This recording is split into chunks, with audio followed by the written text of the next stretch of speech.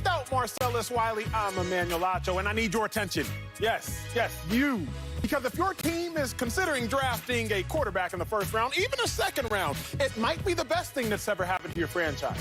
But it might be the worst. Why? Because competition, it breeds excellence, but competition, it also births failure. Now pay attention to me. 1992, the Dream Team, the most competitive team ever assembled to play basketball. Boy, did they have names: Karl Malone, Stockton, Michael Jordan, Pippen. The list goes on and on. That team, that competition, it bred excellence. The closest game they ever played was a 32-point victory over Croatia en route to winning a gold medal. But if we want to keep it Olympic, 2016, the USA men's 4x100 meter relay. Boy, did they have some stiff competition by that man, Usain Bolt. And that competition caused them to fail in the worst way. Competition caused them to fail so much that they got disqualified because they couldn't do something as simple as hand the batons in the proper exchange zone. See, competition, it can make you excel, but it can make you fail. So enter Jimmy Garoppolo, because we know the competition around him is going to be stiff. The 49ers, they mortgaged their entire future to draft a quarterback. They've made it abundantly clear. So what's going to happen?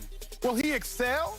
Or will he fail like Carson Wentz? Remember, Carson Wentz last year, the Eagles drafted Jalen Hurts in the second round. Huge competition there. In 2019, Carson Wentz's completion percentage, 63%. Oh, but the next year, after they drafted Jalen Hurts, it drops down to 57%. Passing yards go from 4,000 to 2,600. Interceptions, they shoot up from 7 to 15. That competition with Jalen Hurts caused Carson Wentz to fail. But remember, I told you, competition, it breeds excellence as well. So let's look at Aaron Rodgers, because the Packers drafted a man by the name of Jordan Love in the first round, and that competition caused Aaron Rodgers to excel. Completion percentage, it shoots up. Aaron Rodgers up to 70% passing yards. Oh, that's nice as well. A small little increase, but the big number is passing touchdowns from 26 to 48. You also see the passer rating shot up as well. So as I think about all the competition that will happen based on the quarterbacks getting drafted in the first round, particularly surrounding one man, Jimmy Garoppolo, because the competition, it will be stiff. I got one simple question. Will the competition cause Jimmy G to thrive, or will it cause Jimmy G to take a dive? To answer that, I got to bring in my guy, Greg Jennings. G, you look good, my friend. You look good. But talk to me, G. Is Jimmy Garoppolo, with the stiff competition this year, because we know the Niners are going to take a quarterback, is he going to thrive, or do you expect him to take a dive? Well, Jimmy Garoppolo is going to thrive, my man, Acho. I loved how you laid out all of your points just then about the excellence and the failures. But when we're talking about Jimmy Garoppolo and the San Francisco 49ers, he's going to thrive. And there are three reasons why he's going to thrive. Number one being because this is what he needs for himself. He's coming into his two final seasons of his contract. He knows that he needs to play himself into another contract, a long-term deal for whoever that team may be. Second, because the San Francisco 49ers and John Lynch and Kyle Shanahan, they want him to thrive. Because if Jimmy Garoppolo thrives, they benefit. We heard Kyle Shanahan say it in his presser. If Jimmy Garoppolo is mad, that's good. It bodes well, not only for us and Jimmy, but our organization. Why does it bode well for them? Because they add trade value. They get so much more for Jimmy Garoppolo if he has success. And so for me, when I look at this situation, it leads to Jimmy Garoppolo having a tremendous season, not just because of himself needing it, not just because of the 49ers needing it, but because of what it means to the league at the quarterback position.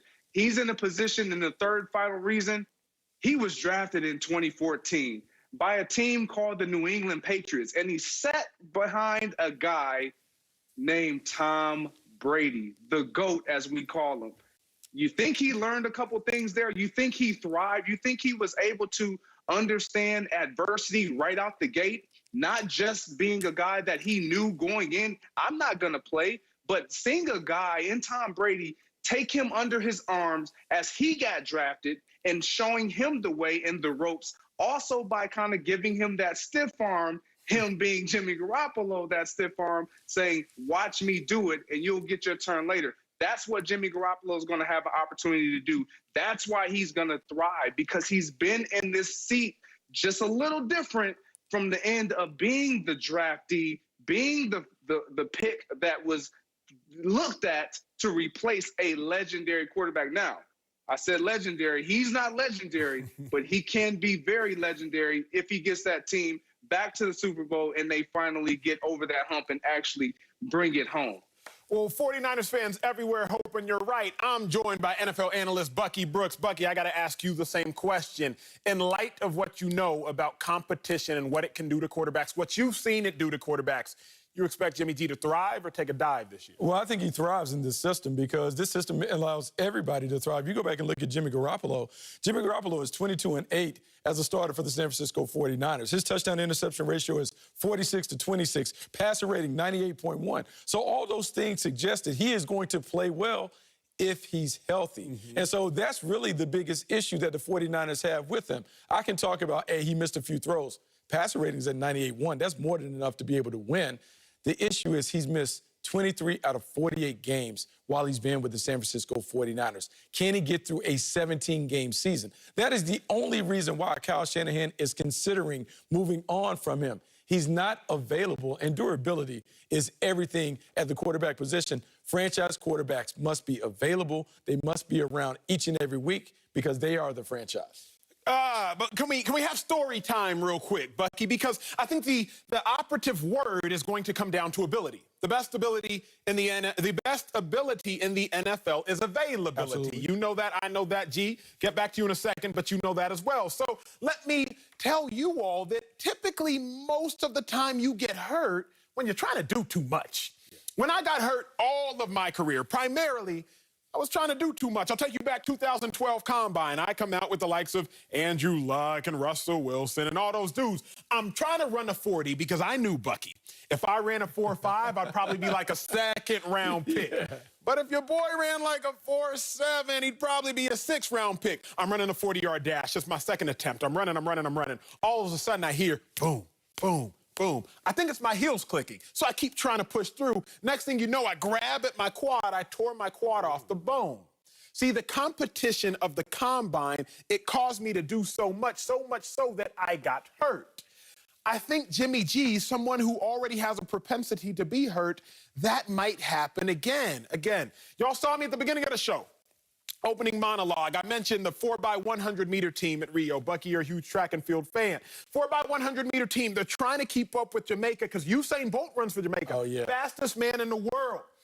I told y'all they got disqualified, but what I didn't tell y'all was that the anchor leg for the USA, the person that had to directly run against Usain Bolt, he got carted out of the stadium with inflamed Achilles. Why? Because when you're trying to do too much, sometimes you get hurt. Jimmy G's already been hurt, Bucky. I'm just not convinced that he will thrive because, yes, he thrives when he's healthy, but what about his career tells you that he can stay healthy, specifically when there's somebody on his tail? I mean, now that's the thing. He hasn't been available. That's been the biggest knock on him. His injury history is one that prevents you from really going all in.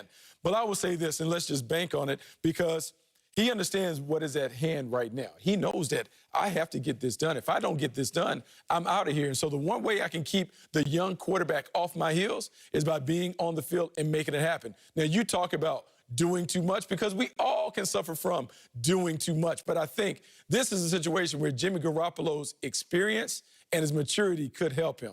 Understanding the system, really diving into the playbook this offseason because he knows what is at hand. It could give him an opportunity to flourish when he's on the field. And if he flourishes while he's on the field, Kyle Shanahan is going to be reluctant to pull him off for an unknown commodity in this new quarterback. Now, Greg, I have to bring you back in. I got to bring you back in. Greg, I hate to age you. I hate to do that. I mean, you're a strapping, good-looking gentleman. You don't look a day over 29. But I'm going to age you quickly because I just found out, bro, you played with Brett Favre and Aaron Rodgers. I just thought you played with Aaron Rodgers, but you must have been playing back in when the TVs were still black and white. Nonetheless, Greg, nonetheless. Aaron Rodgers was drafted to replace Brett Favre. You were on the team during Brett Favre's later days.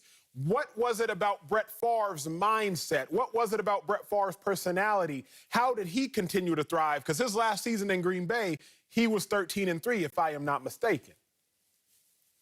He was sure of himself.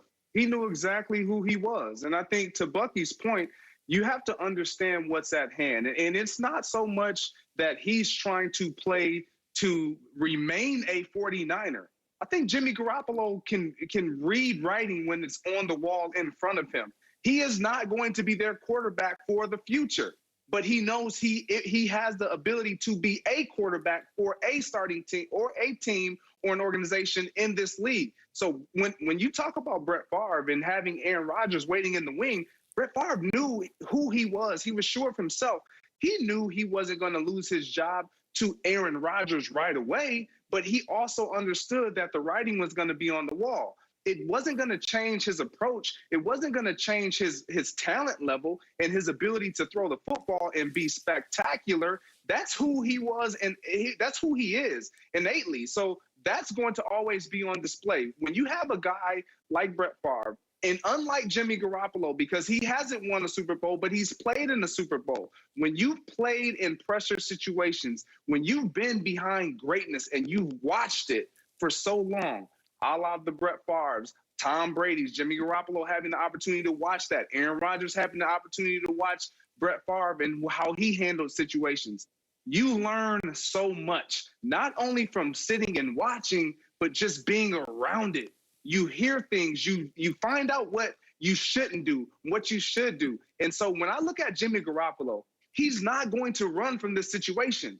He is in it, and it's up to him to solidify his future. That future may very well not be with the San Francisco 49ers. Now, you have to be a big boy and embrace that and be okay with the fact that I may not be here, but I know I'm playing to be somewhere else, and I'm playing to be a special player in this league, and I'm one of the best. He has to prove that to 31 other teams. Well, Greg, you talk about pressure, so I'm going to pivot this conversation to the huge storyline that no one's actually talking about, because Kyle Shanahan, he's the head coach. He's the one that's really making all of these decisions right now, and we have to acknowledge that he's under an immense amount of pressure as well. If y'all would have told me before the season that Philadelphia Eagles head coach Doug Peterson would be fired by the end of the season, I would have called you crazy. I probably would have called you worse than crazy. I may have called you outside your name. But Doug Peterson and the Eagles choose to draft Jalen Hurts, a second-round pick, not even a first-round pick. And because they draft Jalen Hurts, that causes Carson Wentz to fail. And Jalen Hurts, really, by all